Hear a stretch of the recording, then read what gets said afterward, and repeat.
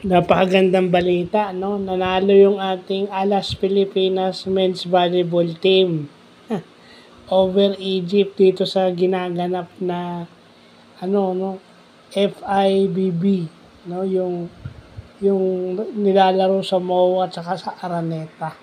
Well, it goes to show na meron na tayong ibubuga sa mga international sports competition.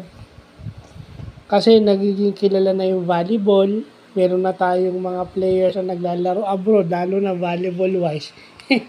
Siguro to, balik, kung nauso to nung panahon na medyo nasa kalakasan ka pa malamang isa ka rito.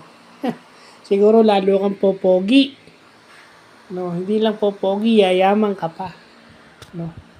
Tsaka doon sa mga kakilala kong volleyball player dito kay Coach Laki, siguro kung nauso to nung kalakasan mo malamang nasa abroad ka na dapat. Bakit kasi ngayon lang nauso to? Kung kailan hindi na kayo yung prime na naglalaro. Well, pero siyempre maganda pa rin para sa Pilipinas yan na nanalo yung Alas men's volleyball team.